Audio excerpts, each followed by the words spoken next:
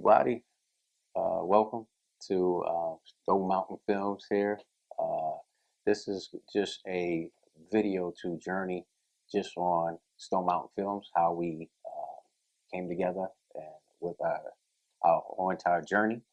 I'm Antonio Diaz. This is Deshaun. Deshaun Panaka. There you go. And we just wanted to really take up the time to record our journey, our progress, and just share it with you guys. And hopefully we could be an inspiration to everyone out there. I'll start off with me, just talking about my love for film and how I got into it. And it really just started, of course, when I was younger. I used to get in trouble a lot because I used to daydream in class. And I just remember my fourth grade teacher just yelling at me one day because she called on me for an answer, and I was daydreaming out the window. They sat my seat near the window. I don't know what they expected, but anyway. But she called on me for an answer, and of course I wasn't paying attention. I'm like, huh, what? And she's like, Antonio, you have to, wake up and get involved in the real world, or son, the world is going to pass you by. And I just remember, it striking me weird is no, I, I want to dream, I want to think about things that I want to accomplish in life. And I didn't want to, be in the real world and talking about things that just wasn't interested in me. So just, then it was my passion, just, dreaming and imagining different things. And as I was in class, what I used to do is just imagine myself out in the world and doing different things and building buildings and or playing baseball and so that to me was just the beginning of just imagining myself doing things and just really kind of in my head it was like on TV. And so that's what I attribute where my love started from, really seeing myself being involved in films and creating things. That was just for me my first, thought process. Just with again, just imagining myself being on TV and doing things with TV. So that's how my uh, movie dream started. How about you, Deshaun? So, first time I ever saw a video camera in person, I was about 7 years old. Family friend owned back then it was VHS. Yeah, that's way back in the early 80s. Dating myself.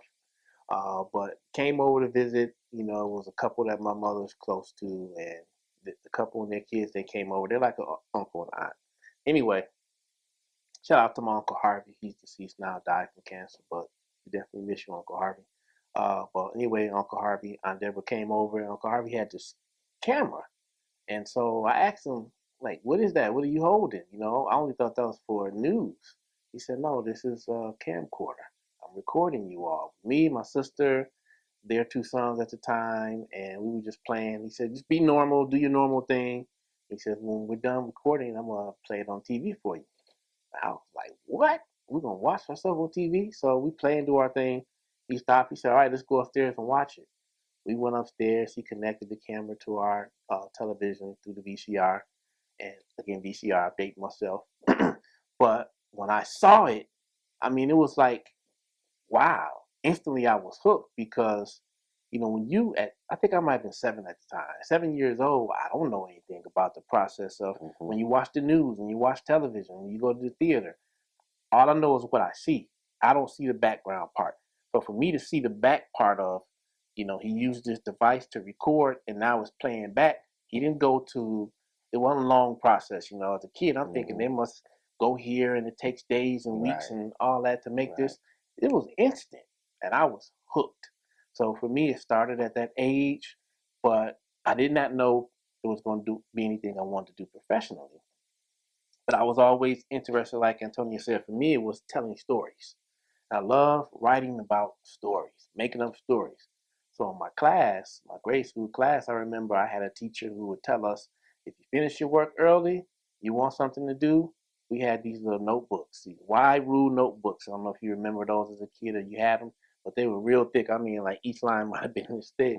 But she would get your notebook, get your pencil, and she would just say, write a story. That's only if you were done early.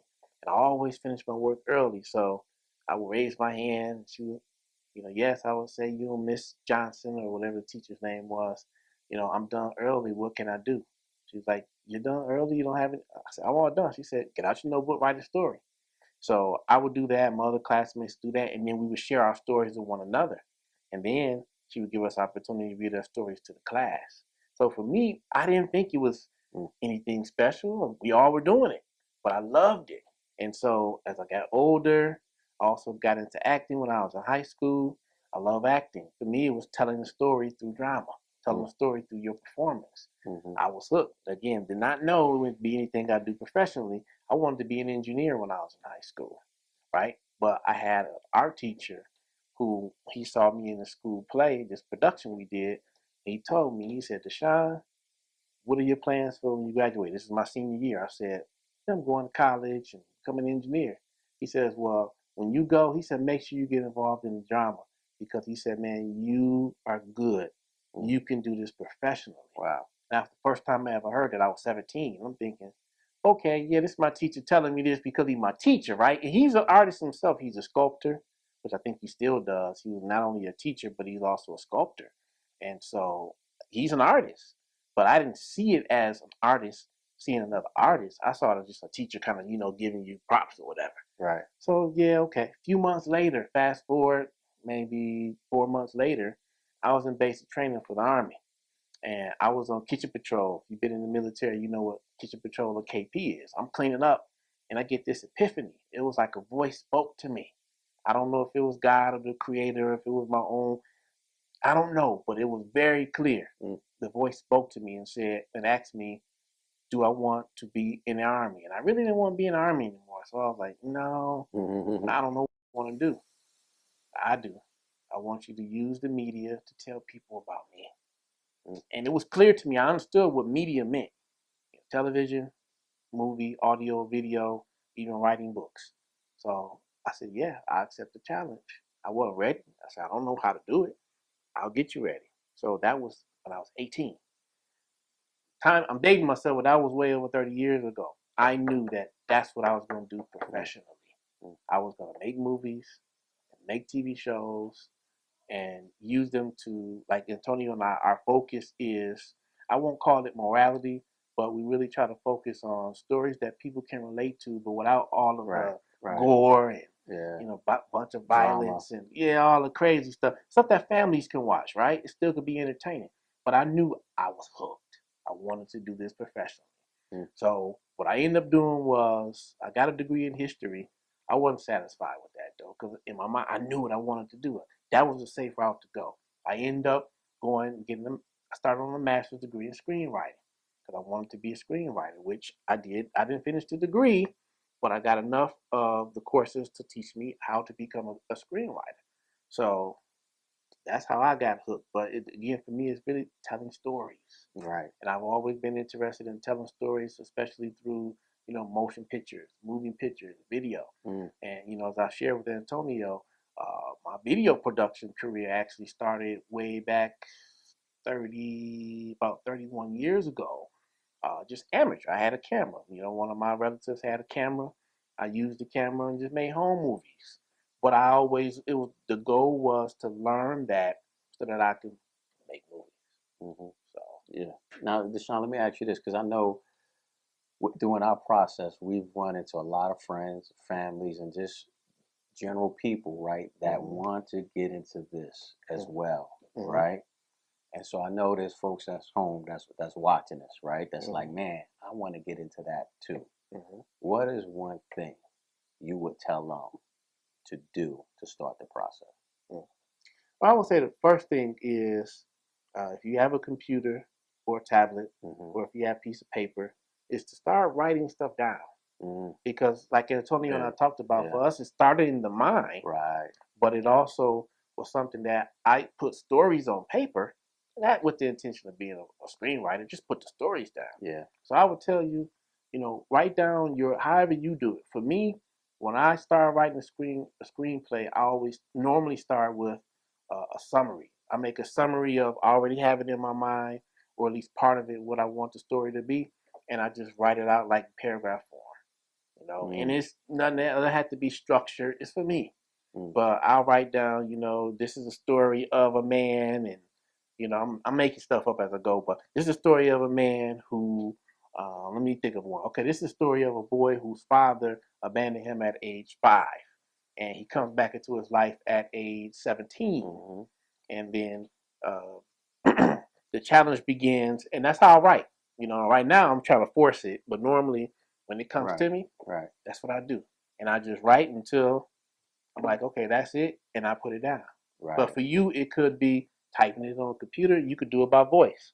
How Antonio shared, he shared that with me. How Yeah, he put his own voice. You could do it with a voice recorder. right. But however you want to do it, start with writing your ideas down. If you're not, say you want to just be a director, and you don't want to be a writer, then talk about your vision, right? You can do that, but put it down, because I'm telling you, putting it down on either paper or Mm-hmm. or something digital is something that you can always go back to. Yeah, and I'll say because I'm not big on writing, right? So that's where there's apps out there, right, that you can just have a conversation, and your phone will Yeah, convert it to text. into text or into Word, Hmm. and that's what really helped me out because I would get stuck writing. I'm just not a writer, and but I can tell you about the story. So I used to definitely just have conversations in the car, just driving, and just talking through an idea that I had, and the phone would just take it and convert it over to text. And Hmm. will tell you, for those that want to, get into acting, right, and don't know what to do, I can just tell you that, every day is a movie. And so you could train yourself to act during the day, Hmm. right? You work at Starbucks, right? And you want to get into acting, don't know where to start. So tomorrow, guess what? You're Denzel. Hmm. And as you communicate with customers, you're doing it in the way that Denzel would do it. And so that way you're practicing becoming somebody else. You want to be, mindful that you are working, so you you Hmm. got to be, kind of conscious on how you do it. But you could do it every day on practicing being somebody else and having a normal conversation, so that way when you're in front of the camera, it's more natural. Hmm. And so that would be my advice, for those that want to get into, acting and don't know where to start. You do it every day. You just come up with a character that you want to be, you want to portray that day, and just find opportunities to do that. Hmm. So that would be my advice there. I heard a famous person. It was LL Cool J. I'll just say who it was. My brother here is from Queens, so it's one of his fellow Queens brothers. Queens get the money. But yeah, whatever. Anyway, I give him a hard time. LL Cool J said something, man, that was so motivational to me many years ago in an interview. I think it was with Oprah, and he says, "Dreams don't have deadlines." Mm, That was powerful because at the time I might have been in my late 30s, right. Yeah, and that's a big. lot of people would tell you, man, if Yeah. you in your 40s, 50s, or 60s, it's too late. No, it's Right. not. Right. And that's what he said. He was like, he was inspiring people like, look, I don't care what age you are. If this is something you really want to do, now is the time to start. Yeah. Don't think it's too late. And I'll Right. share that with you because, I can tell you, I'm 50, right? I don't just bro won't tell his age, but I'm not.